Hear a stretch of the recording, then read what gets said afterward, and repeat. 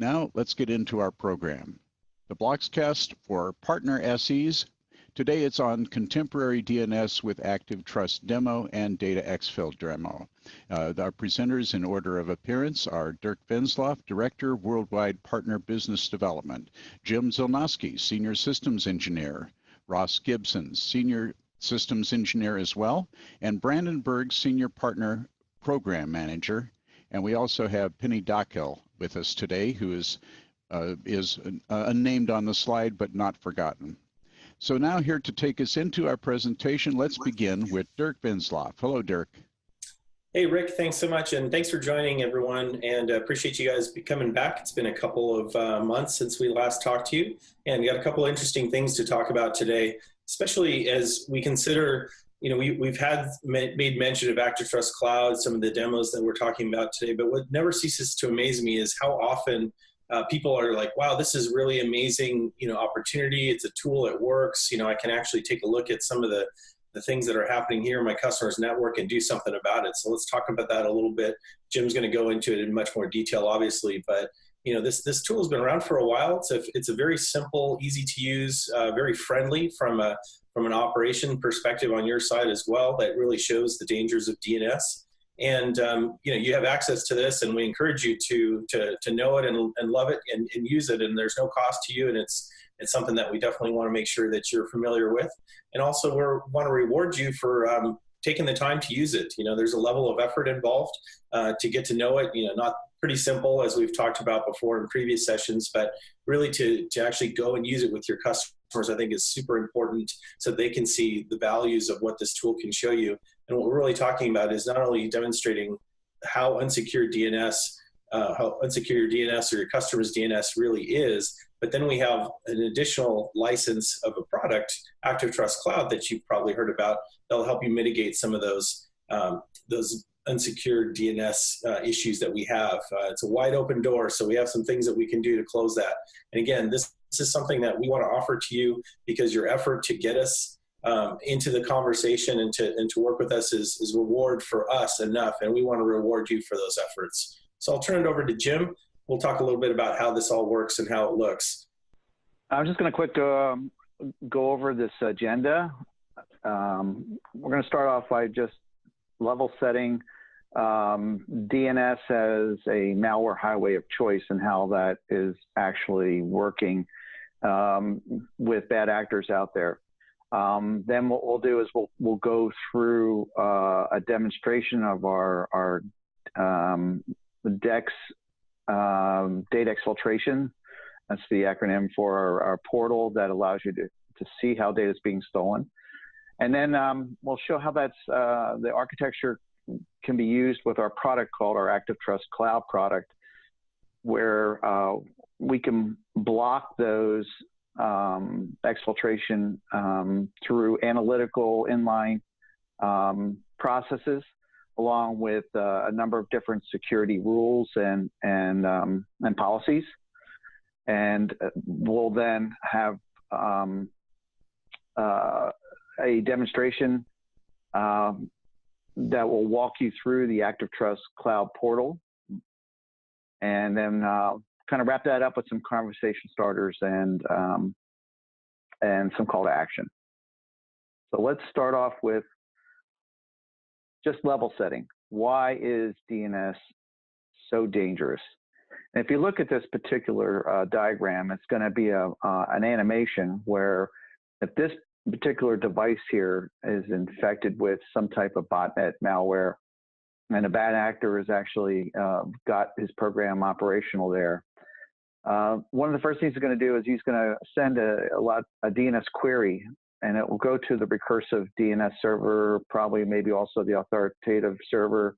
In this case, it's a Microsoft DNS server, and it won't be authoritative for that, so it's going to forward it out through the firewall to the internet and to the DNS. It'll eventually find its way to the DNS server for that particular hacker system.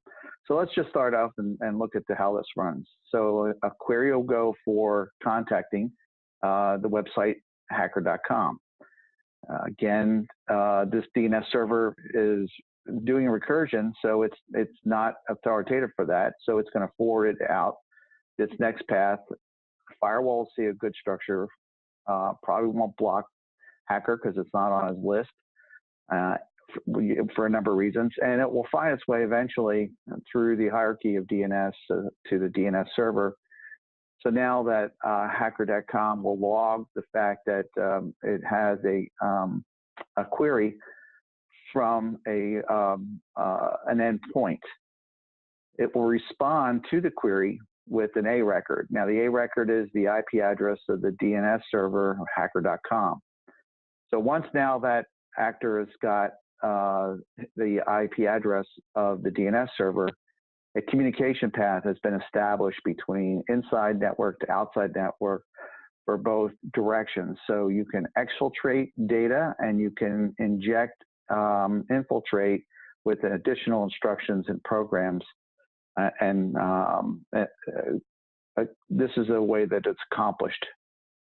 Now, one of the ways that data is actually stolen is in this manner, and this is very difficult because there's no signature that actually can be programmed into a lot of products. But Infoblox does have an analytical engine we'll talk about that actually can find the data that would be prepended. In this case, I'm using, let's say, a credit card number. It could be a personal social security number, intellectual property, and it's prepended to the hacker.com, so it looks like a valid host name or subdomain. So, of course, when it hits the DNS server that's inside the network, it's going to forward it on. The firewall will, again, see a good structure of a DNS packet, a UDP packet, and it's not going to raise any flags because a lot of subdomains are very strange looking for a lot of systems that are out there. So it'll forward it on to the hacker DNS server, and he'll log that. Probably won't respond to it. So what will happen then next is another segment will be sent and be logged, and another segment will be sent, and so on and so on and so on. In this case, what they'll do is then take that data and they'll actually parse it out and reconstruct it so they have the file that they've actually stole from the inside of the network. Ross, you have any comment on that? Ross is our engineer.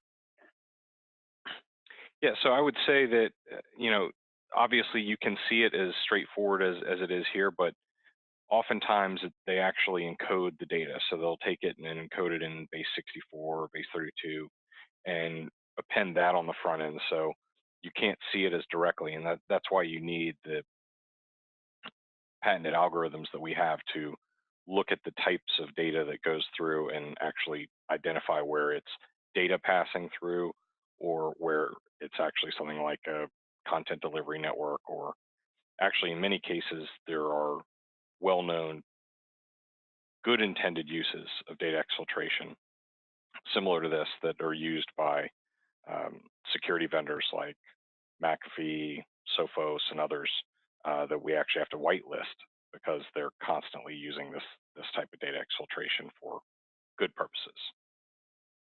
Yeah, that's a good point. So it's just a way of their command and control mechanism to control things on the inside of a customer's network. The good guys controlling things. So what we're going to do is we're going to actually do a data exfiltration portal demonstration here in a video. And although we're going to show you data being stolen, we're also going to set up our analytical engine in a appliance. The Threat Insight appliance that's set up internally in this demonstration is the same analytical engine that is used in the ActiveTrust Cloud. This is the home screen of the Infoblox Data Exfiltration demo portal. The portal provides several tools to show data exfiltration via DNS. In the first part of the movie, we are using a standard DNS, not capable of detecting data exfiltration. The portal includes the option to leak a complete file via DNS. First, the infected client has to have access to company data. Second, the malware encodes the data, breaks it into chunks, and sends it out as DNS queries. Thirdly, the encoded queries are reassembled on the far end. Please note that the portal uses the standard DNS resolver of the workstation to send queries. An Infoblox DNS server at the far end is used to receive the queries. This section of the interface shows the results of reassembling the received queries. But let's first switch to the Hexify tool to perform an exfiltration using a standard DNS server that isn't capable of detecting data exfiltration. Here we have a simple CSV file that represents some credit card data. Let's add a timestamp to the top of the file and save it. We can then select the file that we want to exfiltrate over DNS, and we can see the size and estimated time that this will take. Once we hit transfer, we can also see the number of chunks or DNS queries it will take and the queries that the client is now being made to send. This can be seen in more detail in the live packet capture. Let's rearrange the windows so that we can see them side by side. And here we can now see that the number of chunks of data that have been sent over DNS and the number that have been successfully received so far. Of course, this can be any type of file, including binary files. We are just encoding the data into ASCII and generating the appropriate DNS queries. These are then reassembled at the other end to recreate the file.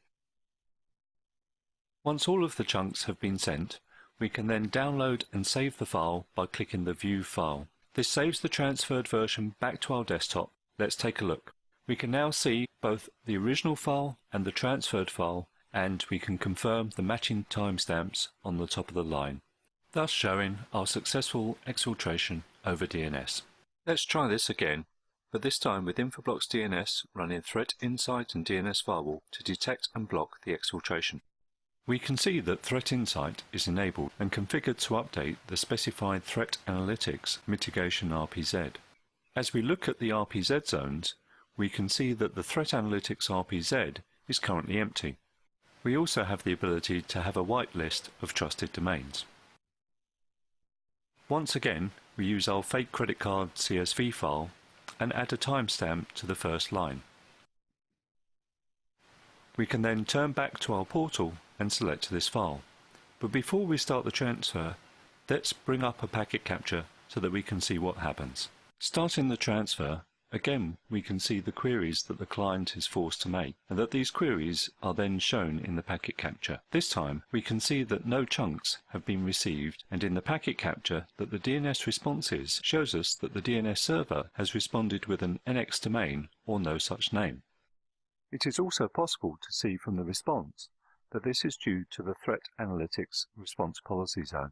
Let's take a look at the Infoblox GUI. When we look at the Threat Analytics RPZ, we can now see that it has been populated with the rogue domain used by the exfiltration tool. Taking a look at the syslog, we see the Ceph formatted logs where DNS Firewall has blocked and identified the client requests based on this RPZ. Filtering on the analytics messages within the log, we can also see that the Threat Insight has logged the fact that it has detected DNS tunneling activity and includes the details of the DNS requests triggering Threat Insight to block this domain. Switching to our security dashboard, we immediately see that there have been critical RPZ hits, drilling down to the number of events and the recent trend showing our peak. The tunnel detection events are also shown under the Threat Analytics section of the dashboard with direct access to see the blocked domains.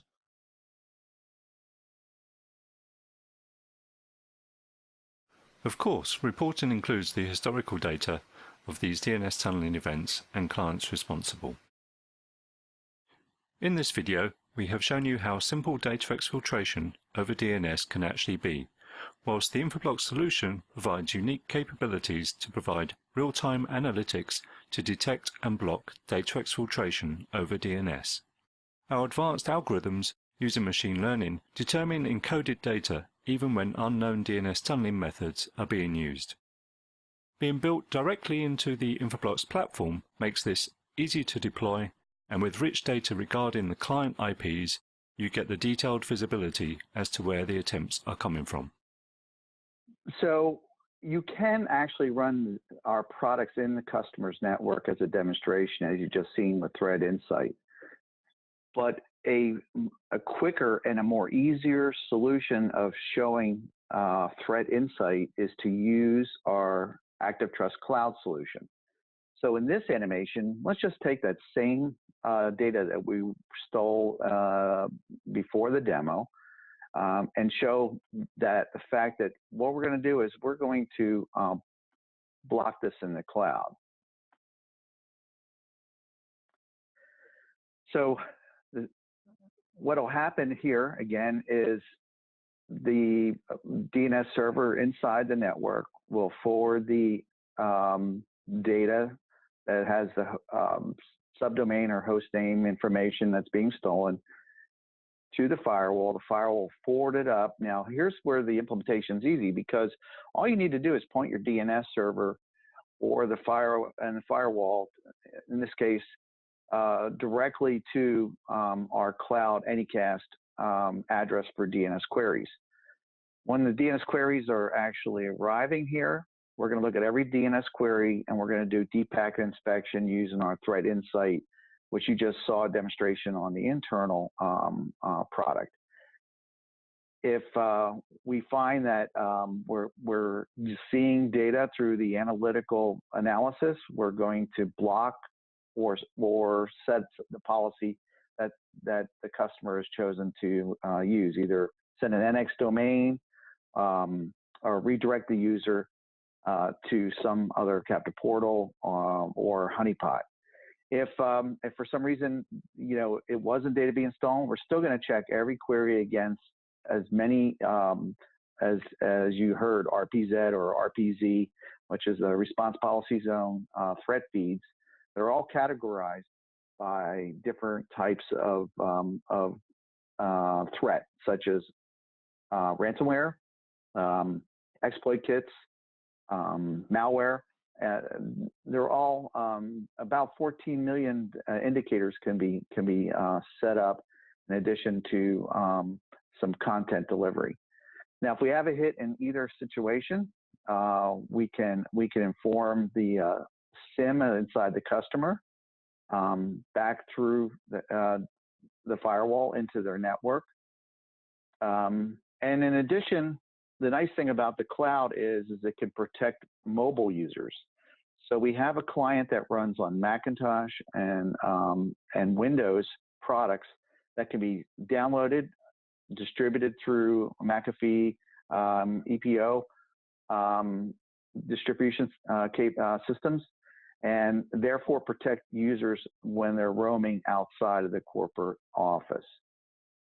Now, this will identify the user for remote clients, but in the case of this particular device that sent the query, we would only see the firewall IP address in this situation. So a lot of customers are going to want to know the ID of the individual IP address or how many of those may be sending queries.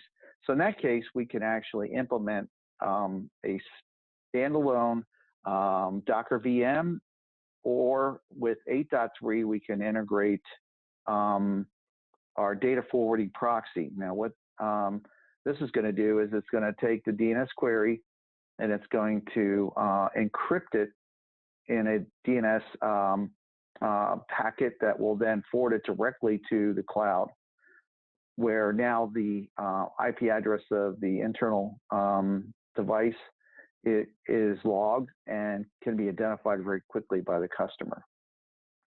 Ross, you have any comment additional as to other things that this is going to add value to? I'd say, really it provides particularly a customer with a lot of remote locations with options to provide protection without having to actually install devices in each individual location, which can become cost prohibitive if you have a really large distributed deployment. Yeah, also I'd like to point out in this block here is we saw a demonstration of blocking data being stolen through exfiltration. The analytical engine also picks up other types of threats and attacks that you might be underneath, where there's fast fluxing techniques that the remote threat actor is using by constantly changing the IP address. It's very difficult to lock in that manner, or he may generate a lot of domains that are not valid. So he'll do domain-generated algorithms, what we call DGA, or dictionary DGAs.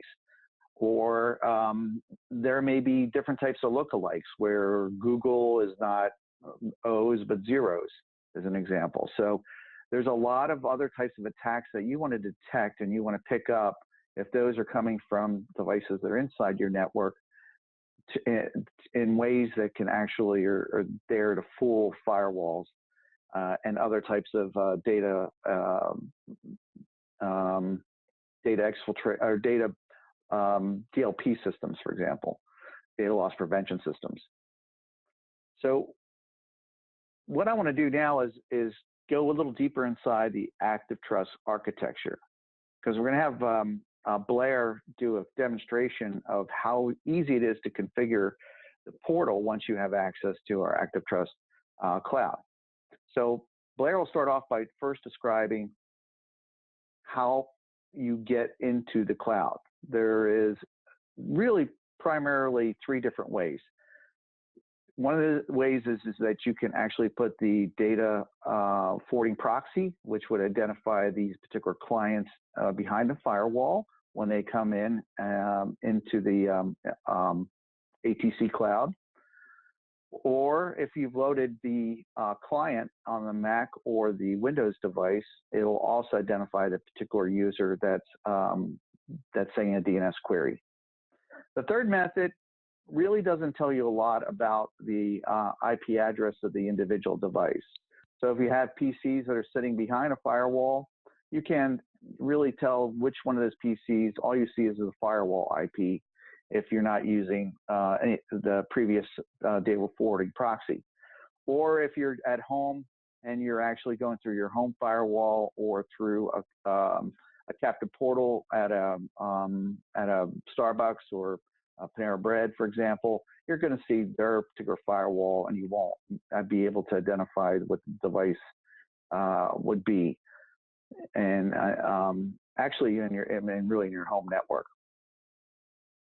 So the next thing is these are all networks, and they have to be defined in the system so that when you set up a security policy, that you know that you have these networks, either firewalls from your home or from your office, or you've got specific DLPs, or you've got end devices that actually have clients that are on them right here.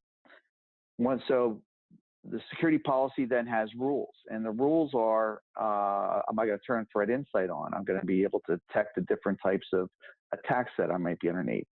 Also, I want to be able to set up the specific rules around, do I want to catch malware? Do I want to catch ransomware with the response policy zone feeds that are in the cloud? Do I want to do content blocking? Do I want to block objectionable sites or sports sites, for example, if you don't want people doing checking ESPN, for example? In any case, those policies will get set up. You'll define the networks that come in, and then you'll be able to run recursive actions against the policies. So every recursive query that then comes in, the action will be, I'm either going to log it, I'm going to allow it, I'm going to block it with an NX domain, or I'm going to redirect it to a number of captive portals. I can direct it to a honeypot or to another analytical system, like a DLP, or I can send it to a particular website to inform the user that he may be infected.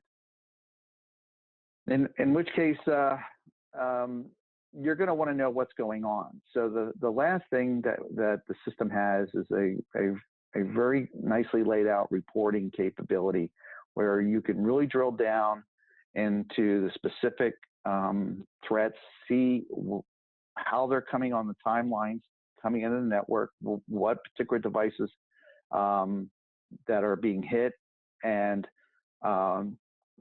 at some later point, what we'll do is we will kind of go through this dossier investigative tool, which is a deeper way of looking at the content, and that'll allow us then to identify, is this a really bad actor that I need to take care of?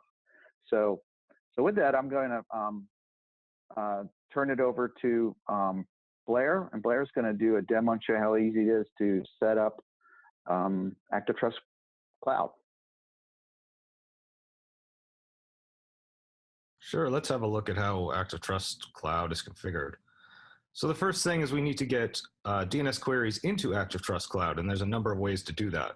So the first and most basic one is by using just networks. Networks define the outside address of a network in your environment. So it would be basically the public NAT address of a firewall.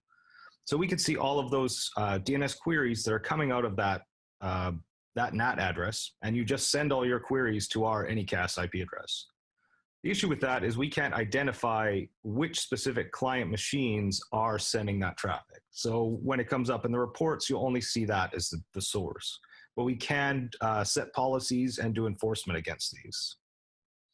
The second one, as we mentioned earlier, are ActiveTrust endpoints. So these are clients that run on either Mac or Windows machines. I have one of those configured here. I can see information about it. I can see the MAC address, the user that was last reported to have been logged in. I can see the OS version and the IP address. And then the third way of getting queries into the system is through the DNS forwarding proxies. And the DNS forwarding proxies are small virtual machines that run in your environment. And your clients will use those small virtual machines as their DNS resolvers. So when those queries come into the DNS forwarding proxy, they're then sent up to ActiveTrust Cloud. So with both the DNS forwarding proxy and the ActiveTrust endpoint, we take the client system's IP address and MAC address, and we send that along with the query. We encrypt all of that and send it encrypted up to ActiveTrust Cloud. ActiveTrust Cloud does the processing, makes sure everything is okay, decides on a course of action whether it's going to allow that DNS query to be responded to or not, and then sends that response back to the client. We do strip all of the client identifying information in the ActiveTrust Cloud. We never send any of that client identifying information out to the internet when we go and recurse those DNS queries. There's a couple of other things to initially set up. One of those is bypass domains. So for all of your internal domains, whether they're Active Directory domains or any other DNS that you're hosting internally, we set those as what's called a bypass domain. In that case, if you have an ActiveTrust endpoint, those queries will be sent to whatever the default resolver is on that local machine, whether that's set by DHCP and then it sends it to your, say, your Active Directory DNS or to your local Infoblox DNS.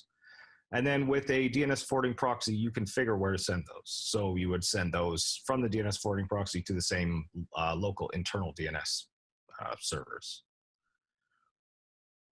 Another couple of things we can do, we can configure how we do redirects. So a redirect is one of the options for an action you can take on a hit against one of the policies. We can either redirect to a default page, which is just an Infoblox branded redirect page.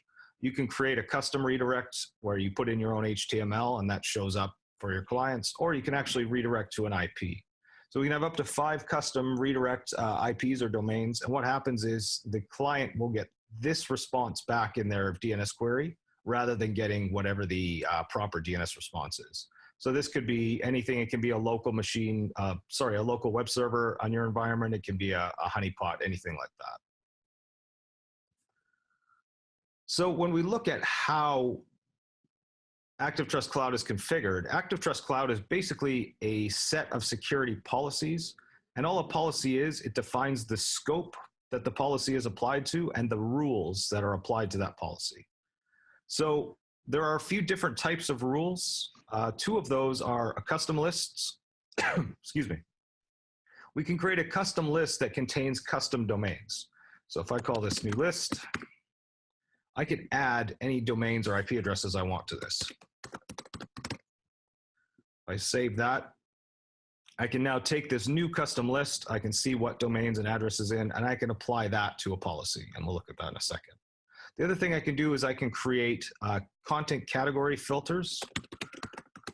Content category filters consist of groups of types of content categories. So I can either select the entire group, or I can go in and I can select just subgroups within that or subcategories.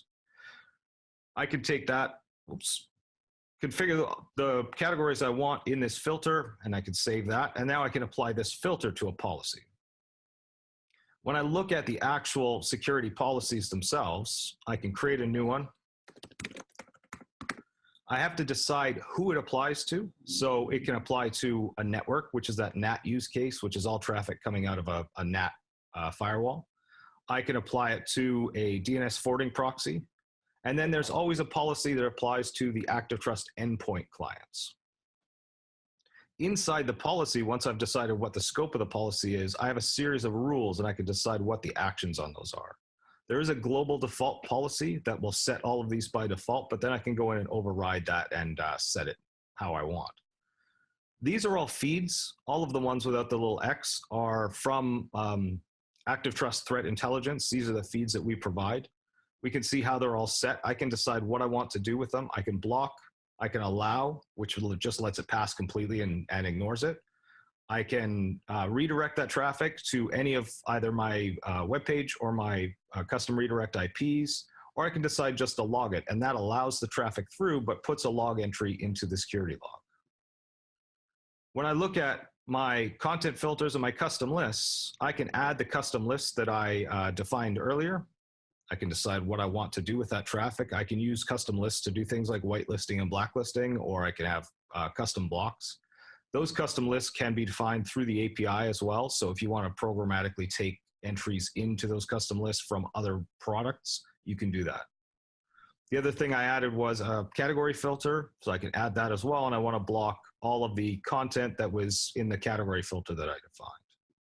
And when I save this policy is going to be applied to this scope, and it's going to have that series of rules. So we can see how that actually works. We can have a look at a Windows machine. So this system here has the ActiveTrust endpoint installed. I can see that it's connected. The status is protected. That means it can talk to the ActiveTrust Cloud itself. And then I can do a DNS query. I can see that this comes back with the A record that's for google.com. That came back normally as expected. But if I do against something that I know is bad, I know that this is a malware domain, I'm getting the redirect address that was defined in the custom redirects. We can look at the same thing for DNS forwarding proxy. So if I do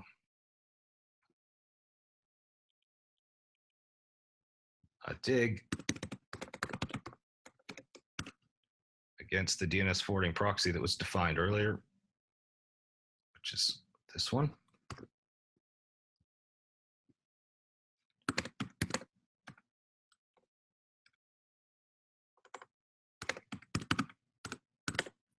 That comes back normally as well with the A record.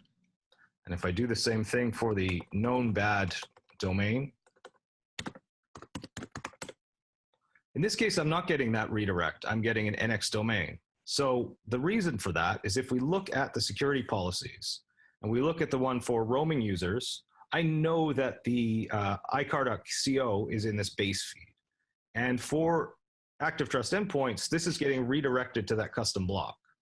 But if I look at the policy that affects this DNS forwarding proxy and I look at the base feed, I'm getting blocked in that case. That's why that NX domain came back for the DNS forwarding proxy and the redirect came back for the Windows client. So once I have everything configured and I'm blocking traffic how I want, I can start to look at the reports. We have the security report.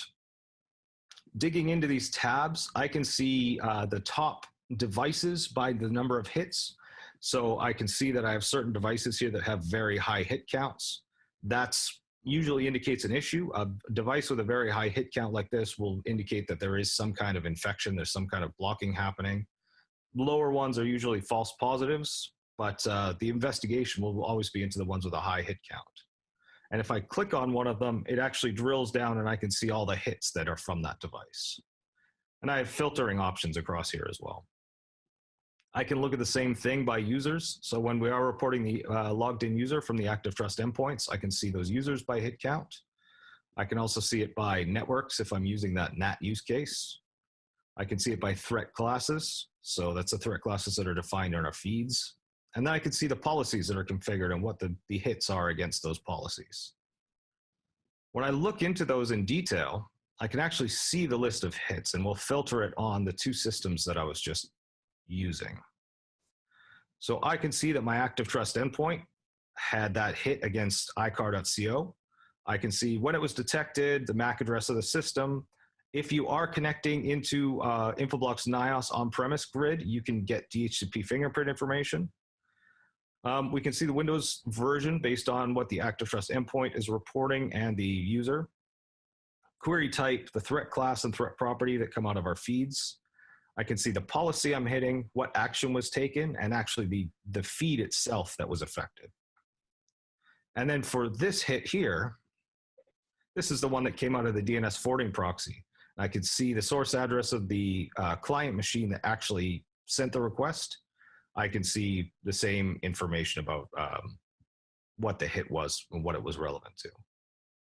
And we can set the time period that we want to search on, and then we can actually use these time scrubbers to define that in more detail. The other report is the category report. The category report shows the same thing except for content categories. So I can see that there was a hit from the ActiveTrust endpoint machine, that Windows machine, and it was a query to this here that's defined in the games category. So that's all of my blocks against my content filters are in this report. I have three other reports that are more detailed. The malware report specifically shows DNS messenger malware. The command and control report shows domain generation algorithms and fast flux attacks. So I can see that I had a series of queries in here that were a domain generation algorithm caused those. So I can see that specifically in this report. And then data exfiltration shows me DNS tunneling. So I can see when there's DNS tunneling traffic specifically going out back and forth. And that shows me, I can see this machine here has some kind of DNS tunneling happening. The other reports are total DNS requests. I can see all of the DNS traffic and an aggregate summary of that. And yeah, that's about it. Okay, so one of the things that you really need to think about is how do you start the conversation? I can tell you from experience with myself and a lot of our systems engineers that the number one question to ask is, how are you securing DNS today? Because that particular question is going to really open up what really is set up in the customer's network. A lot of times it's going to be, my firewall does it. So when you come up with, let's say, the next question, well, were you aware of how DNS can be exploited to steal data and spread malware? You have, with this particular presentation, some animation to kind of illustrate to him how it is not picked up by next generation firewalls. Ross, do you have anything else that you would want to add in here? Yeah, I would say the last question, that how quickly can you ID a suspected device, is a good question when you're dealing with security folks, because that's really what they're mostly focused on. You know, when they have a compromised device in their environment, their goal is to identify it as quickly as possible so they can go in and actually remediate it. And that's something that we can help with. So asking that question leads into the conversation about how we can help them do that, which it provides the value that they're looking for. Yeah, so the more you actually start your conversation with these types of questions, it really is going to uncover the actual severity of how the customer feels DNS is in protecting within his network and what action he might want to take. Yeah, so, you know, it's interesting. Every time I hear this and see this, I learn something new. You know, this concept of actually whitelisting some folks that are using data exfiltration for legitimate purposes, you know, that was something that hasn't even come up ever, at least in my scope. So I thought that was pretty interesting. So the tool is great because you can adjust it to the needs. It's not just blocking things and then game over. So the tool is pretty awesome there, and you can see how easy it was to use. And then when you take a look at applying the ActiveTrust Cloud, and we just saw that demo of how that GUI works. Just consider how simple relatively it is to deploy this as well. It's a cloud solution. We're not talking about being very disruptive to your customers' networks, but really delivering something that is truly powerful for them.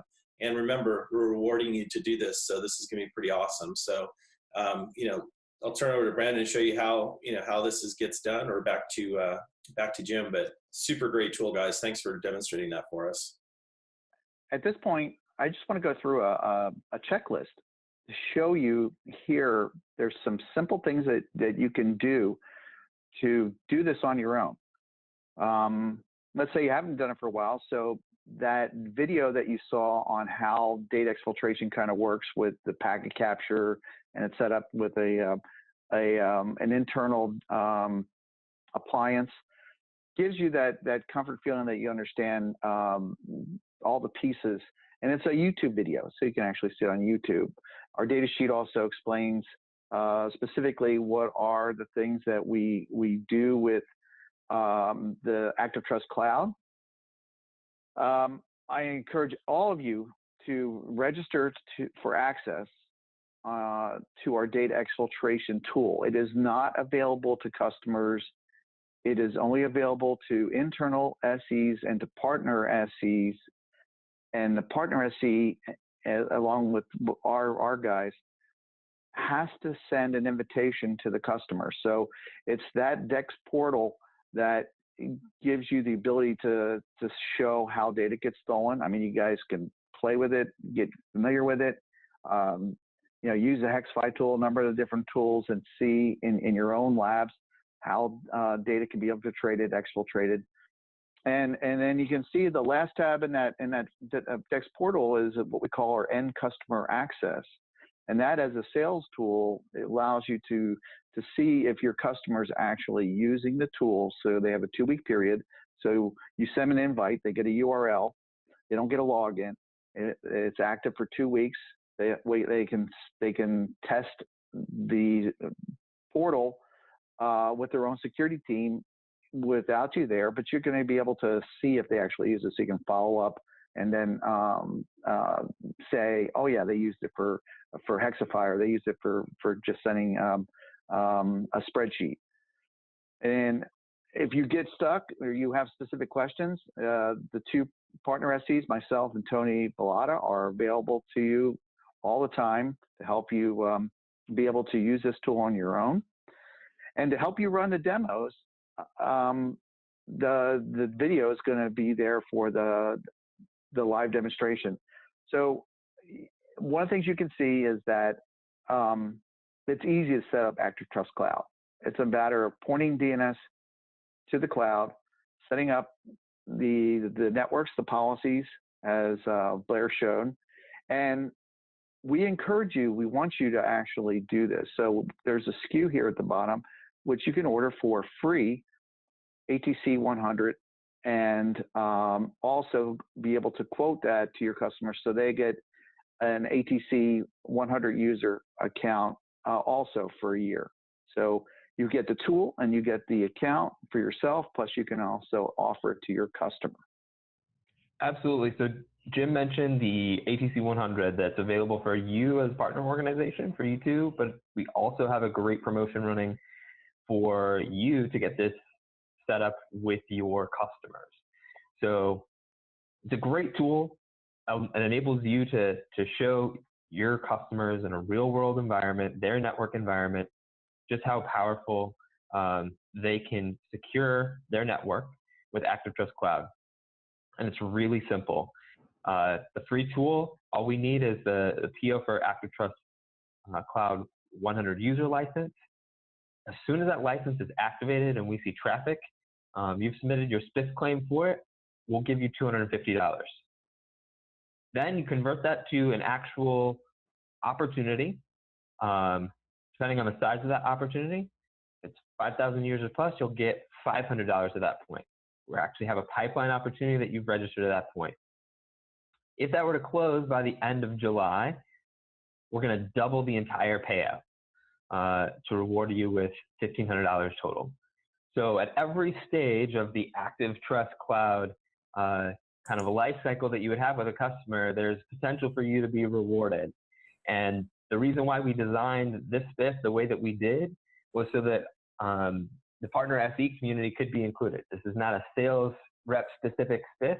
This is open to our partner SEs. And if you're the ones that are showcasing the demo, if you're the ones that are talking about ActiveTrust Cloud and getting it set up for that customer, the ActiveTrust Cloud 100 user license, then in my world, that spiff is yours. So it's really simple to get started. And we want to reward as many partners as we can before the end of our quarter. The big thing to kind of note is this ActiveTrust Cloud 100 user license, ATC 100, it is going away at the end of July right now. It's set to expire, but the whole reason this SKU has existed is to be a valuable sales tool for you to be able to utilize and to be able to get your customers to really see the value of ActiveTrust Cloud. So hopefully everybody will take advantage of this spiff and the ATC 100 SKU while it's around. So Brandon, just to make sure that I'm understanding this, because I've been sitting through this presentation, it's you know, the vulnerability of DNS is terrifying. But what it sounds like is a little bit of an infomercial where Infoblox doing infomercials makes me a little nervous. So just to make sure I understand, it sounds like there's a YouTube video with a simulation of the demo. There's training on the demo. I can go out and get that for free. Then I can get this 100 user license for free. If I share that demo with the customer and they agree to take that free 100 user license, you're going to give me $250. And then if they actually buy the product and, you know, it's a good size deal and I do all that before, you're giving me $1,500 and it's free training, free demo, free product, and I'm getting paid. Is that, just to be sure, is that what we're saying? That's what we're saying with ActiveTrust Cloud. It's a newer product for us. It hasn't been around as long as we've been doing some of our core DDI stuff.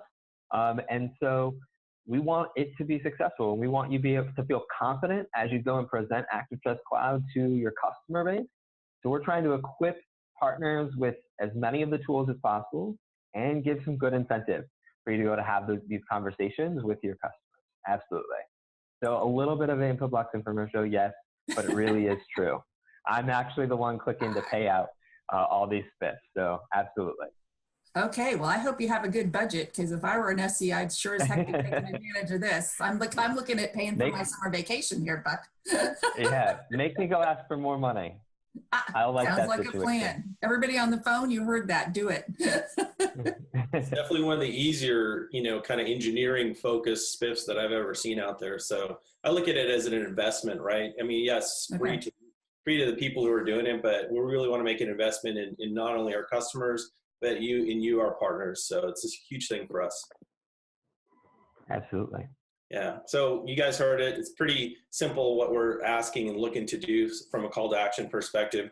I thought Jim mentioned a really interesting point is that, when you're doing this data exfiltration demo, you are in charge. You're controlling it. You're inviting a customer to come into this. So we want to make sure that that bond between yourselves and the customer stays whole and that you maintain the integrity of that relationship, right? It's not something that be like, hey, pass it over the fence to Infoblox and we'll take care of it.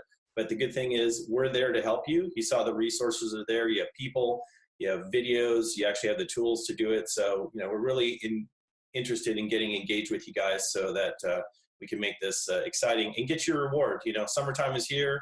You might be losing some money on some bets on World Cup, so you may have to gain some of that stuff back. So anyway, thanks for joining us today. We really do appreciate you listening and being a part of our family here.